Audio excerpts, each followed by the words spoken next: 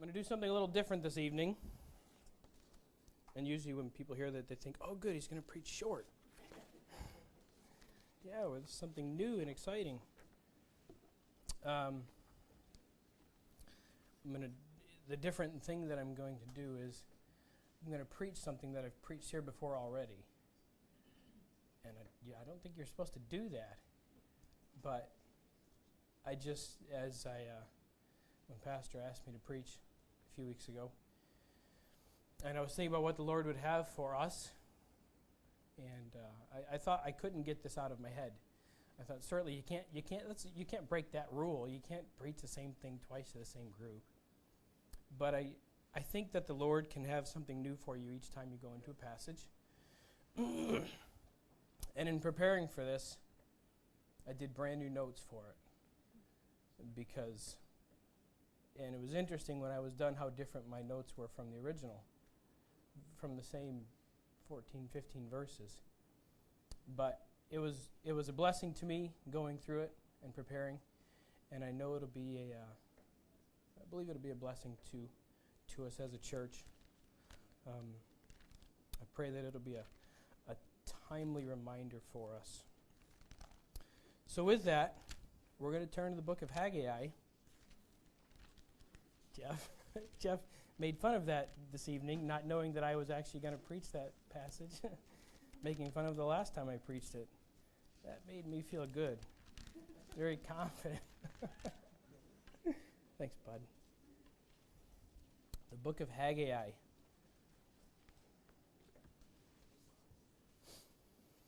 We're going to look tonight at the topic of focus. Topic of our focus. We're going to go through this story. Children of Israel had just returned from their 70 years of captivity, and the temple lay in ruins. There was much busyness, but the temple was not being touched. Much rebuilding was going on, yet the rebuilding that mattered most had not begun. It would appear that the focus of the people is not where it should be in this story. Let's take a look at this portion of history loaded with fresh and relevant application. I want to read through, we're going to be in chapter 1. I'd like to read through the first 15 verses so we can get a feel for the setting. And then we'll go back and see where the Lord would be able to apply things to our lives. Chapter 1, verse 1, in the second year of Darius the king, in the 6th month, in the first day of the month, came the word of the Lord by Haggai the prophet unto Zerubbabel, the son of Shealtiel, governor of Judah, and to Joshua the son of Josedech the high priest, saying, Thus speaketh the Lord of hosts, saying, This people say the time is not come, the time that the Lord's house should be built. Then came the word of the Lord by Haggai the prophet, saying, Is it time for you, O ye, to dwell in your sealed houses, and this house lie waste? Now therefore thus saith the Lord of hosts, Consider your ways. Ye have sown much, and bring in little. Ye eat, but ye have not enough. Ye drink, but ye are not filled with drink. Ye clothe you, but there is none warm. And he that earneth wages to put it into a bag with holes. Thus saith the Lord of hosts, Consider your ways.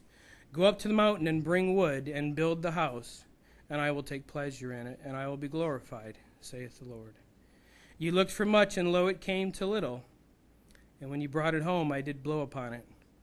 Why, saith the Lord of hosts? Because of mine house that is waste, and ye run every man unto his own house. Therefore the heaven over you is stayed from dew, and the earth is stayed from her fruit. And I called for a drought upon the land, and upon the mountains, and upon the corn, and upon the new wine, and upon the oil, and upon that which the ground bringeth forth, and upon men, and upon cattle, and upon all the labor of the hands. Then Zerubbabel the son of Shealtiel, and Joshua the son of Josedech, the high priest, with all the remnant of the people, obeyed the voice of the Lord their God, and the words of Haggai the prophet, as the Lord their God had sent him, and the people did fear before the Lord. And then spake Haggai the Lord's messenger in the Lord's message unto the people, saying, I am with you, saith the Lord. And the Lord stirred up the spirit of Zerubbabel the son of Shealtiel, governor of Judah, and the spirit of Joshua the son of Josedek, the high priest, and the spirit of all the remnant of the people. And they came and did work in the house of the Lord of hosts their God, in the 24th day of the 6th month, in the 2nd year of Darius the king. We will begin looking at the children of Israel and the fact that they had the wrong focus. We're going to talk tonight about focus and how the children of Israel at this point, they have a wrong focus. The temple was in ruins. There was a job to do, obviously, a very important job, which was rebuilding that temple. And we see in verse 2 that for these people, the work of the Lord was a task for tomorrow. Let's look at verse 2. Thus speaketh the Lord of hosts, saying, This people say the time is not come, the time that the Lord's house should be built. It wasn't time yet. This was a task that they believed for tomorrow. When is the best time to do something?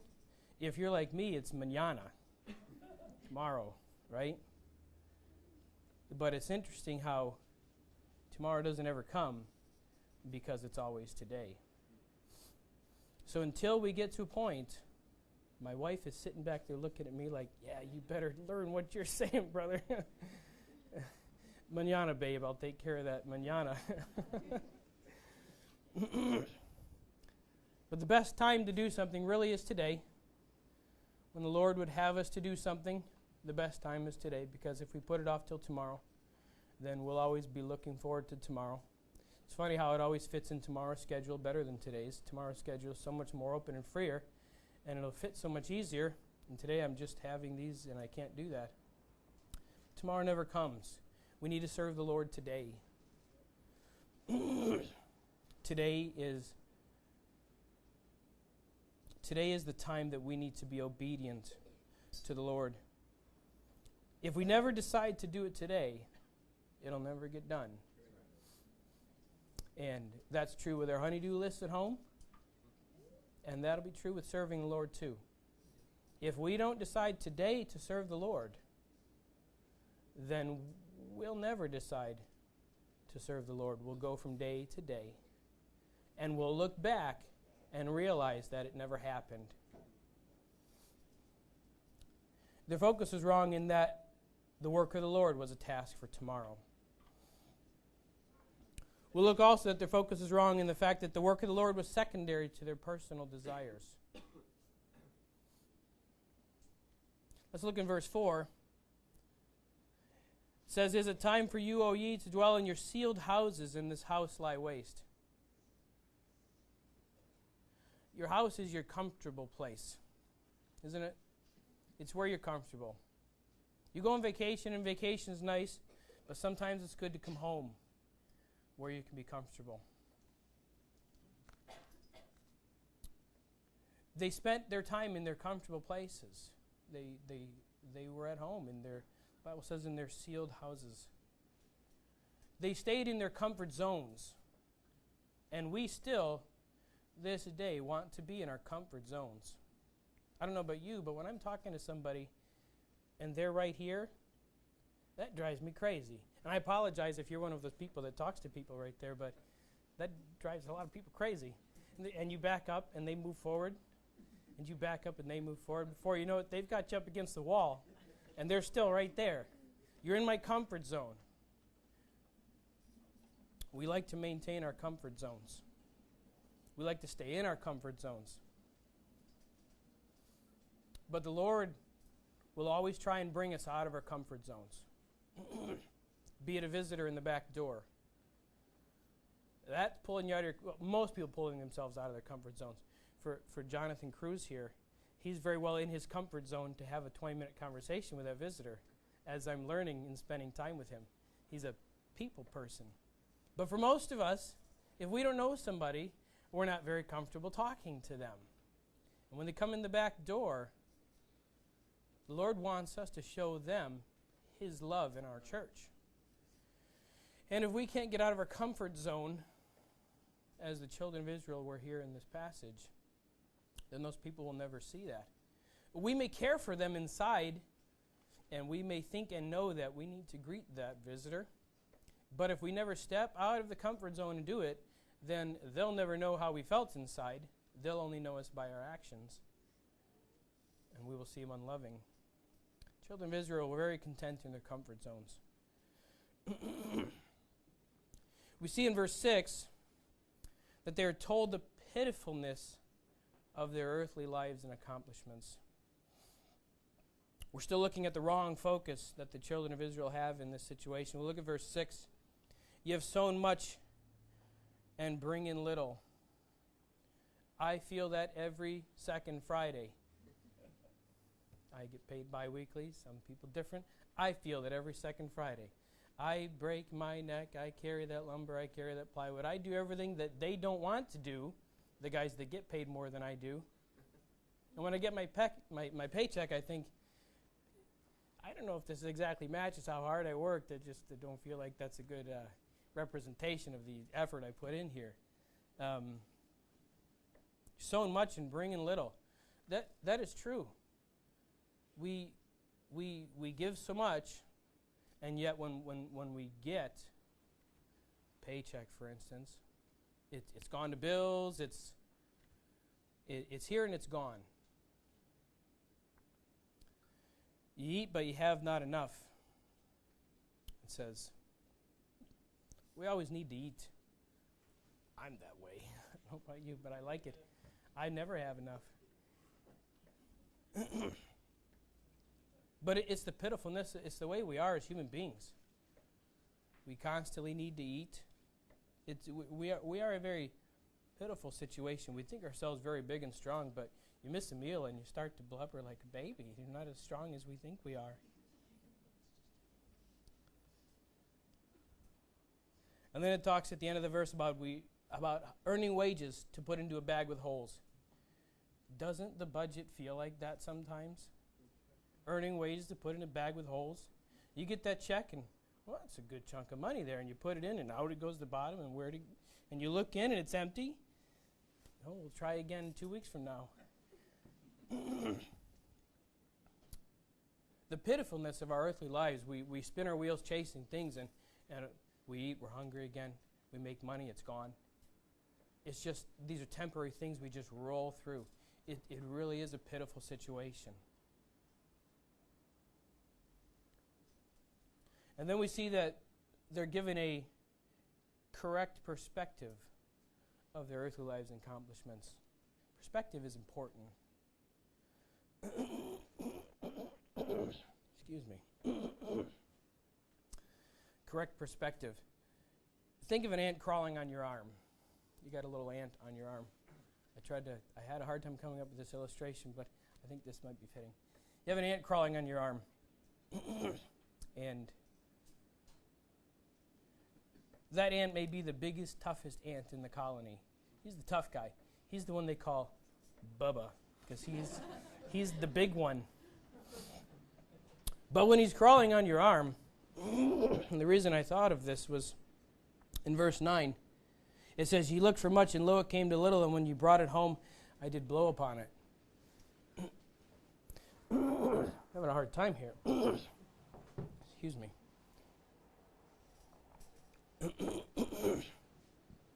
He says, I did blow upon it. Perspective.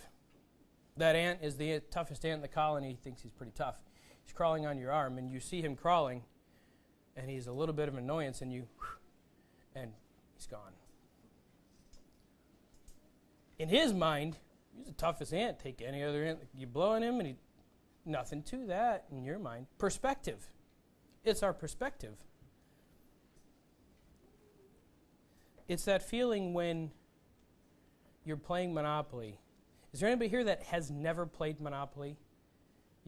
So everybody here has played Monopoly, good. Is there anybody here that's never won a game? Because you have to have won a game to understand this feeling. This is the perspective thing.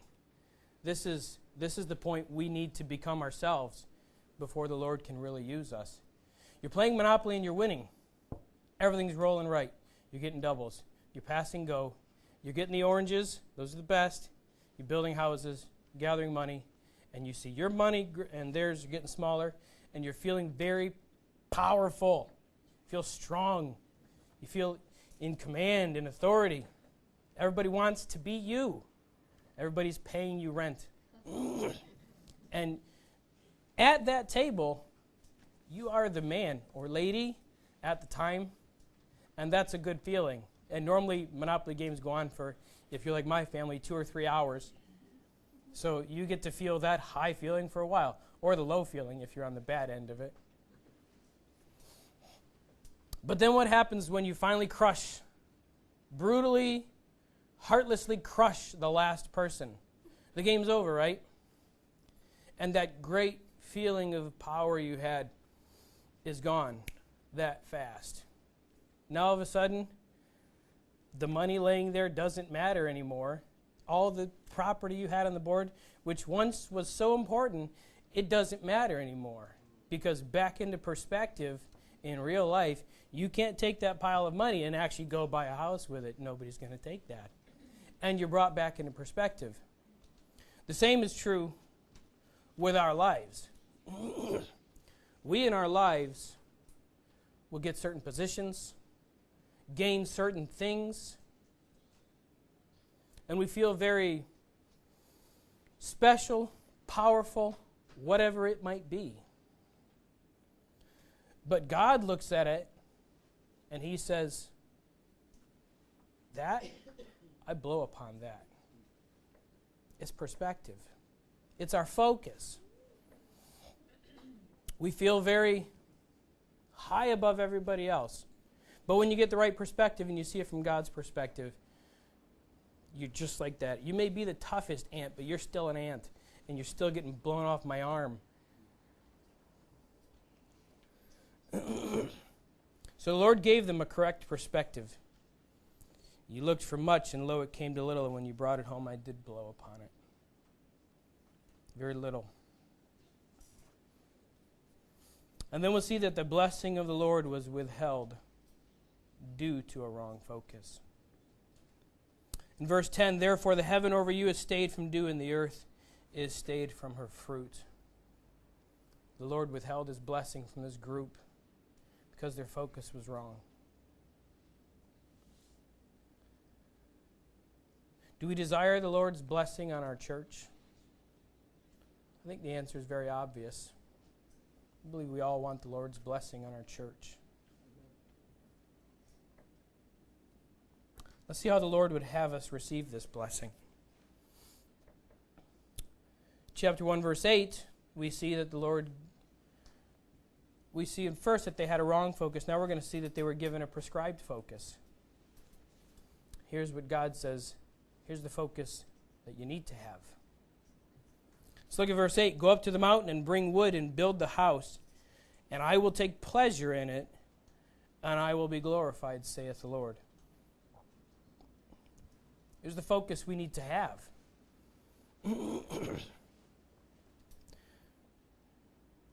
This focus requires action, first of all. It requires action. Their focus now, as the Lord would have them to, the focus that the Lord would want them to have here in verse 8, is to rebuild the temple. This is the focus they should have. This is the correct focus. But in order for them to have this focus, it's going to require action. There's a lot of work to do to rebuild this temple. You don't just go down to Home Depot and get a 50 stack of 2x4s. They had to go up in the mountains. They had to cut the trees down. It was a lot of work. To have this correct focus would require action. It would require sacrifice. In order to rebuild the temple, in order to have the focus that the Lord said that they should have, that the Lord said if they would have, that He would find pleasure in it and He would be glorified in it. It would require sacrifice. There would be less time for their personal things. Up until this point, they had all the time in the world for personal. The temple was not touched. Their houses were... Sealed houses refers to a house that is in very nice condition, very well done up. Their houses had got all the attention at this point. But in order to have this correct focus that God is prescribing for them, they would have to make some sacrifices. There would be less time for personal advancement. But God showed them that a correct focus would bring him glory. And isn't that what this is about? Isn't that why we're here? That's why God has us on this earth, is for his glory. There are a lot of things that we do. The Lord wants us to win souls, study our Bible, pray. But those are all to glorify him. Our lives need to be lives that glorify the Lord. It needs to be a continual state of mind for us. Really, it needs to be a different focus. It's our focus. What's our focus on? So we'll see in verses 12 through 15. We see they had a wrong focus.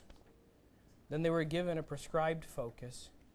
And now they're submitting to a reviving focus.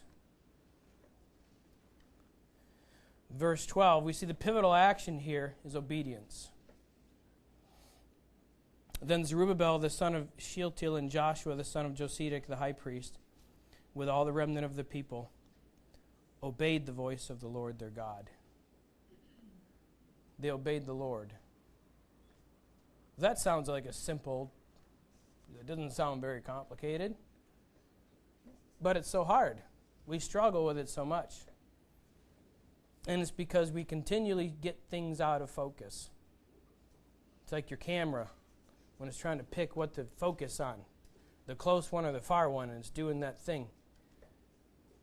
It's out of focus. It's not. You can see what the picture is, but it's not quite clear. And our Christian lives look like that all the time. We're trying to get things in focus, but we keep staying out of focus, and we're bouncing back and forth because we're humans.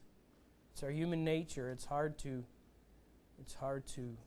always keep a right focus. But the pivotal action was obedience. It says that they obeyed the voice of the Lord. And it says that the people did fear before the Lord. And I want to say that it's not just the preacher, and it's not just the Sunday school teacher that need to have this continual life of obedience. Now, it is helpful. I believe our preacher, our pastor, is leading the charge in this direction for our church. He's leading the charge.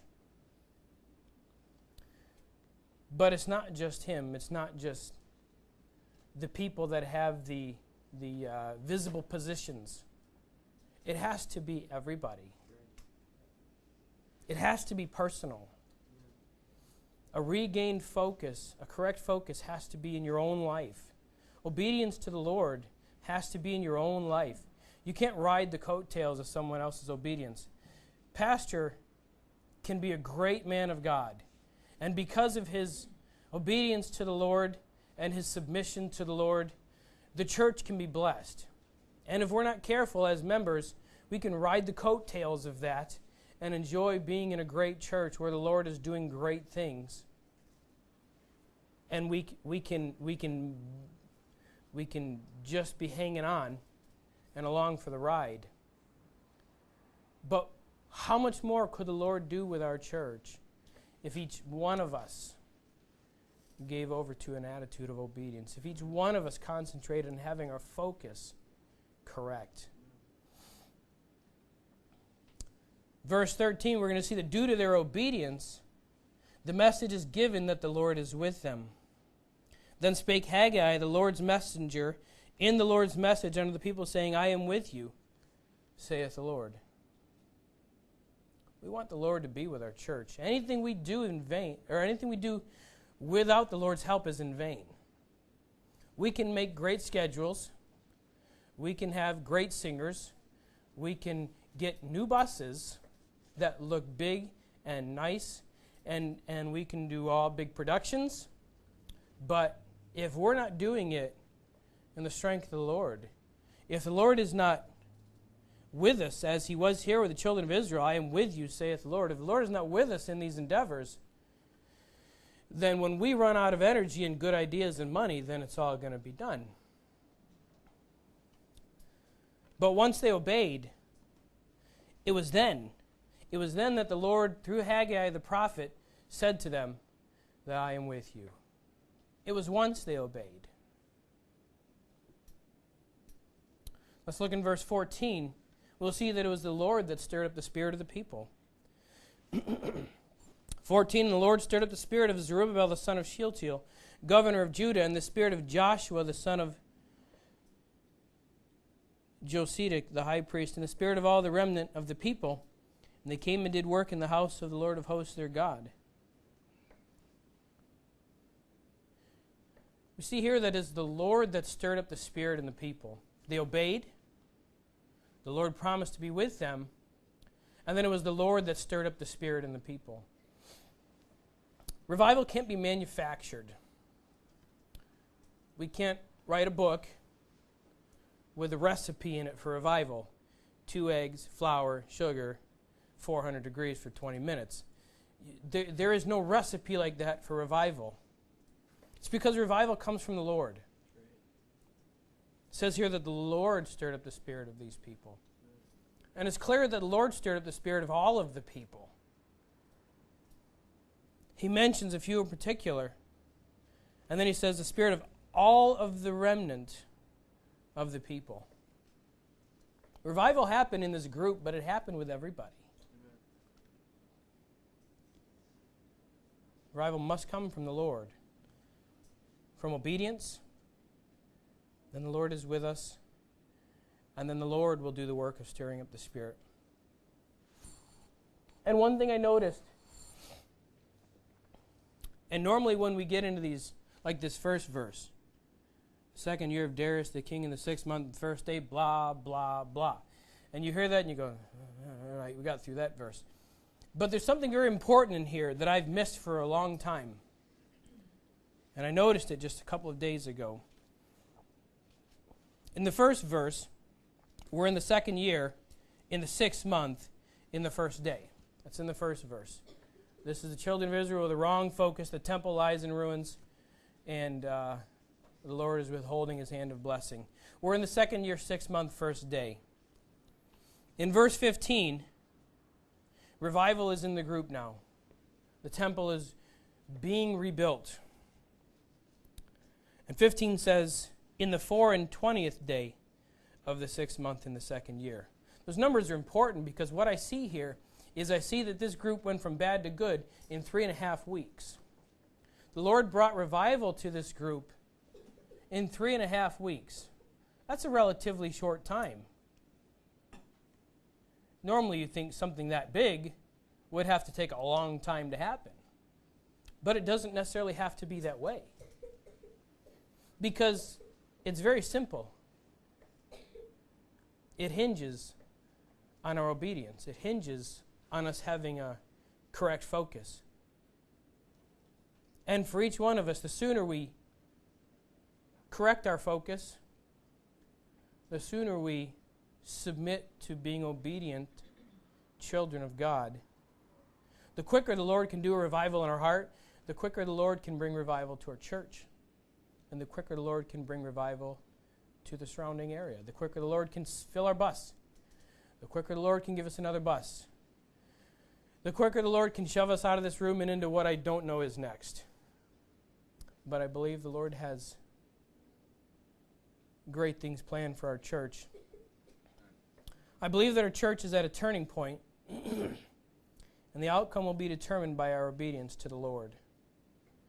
We need our spirit to be stirred, but the Lord will not do this until we are first obedient. As our church strives to move forward, may none of us be a hindrance because of a wrong focus.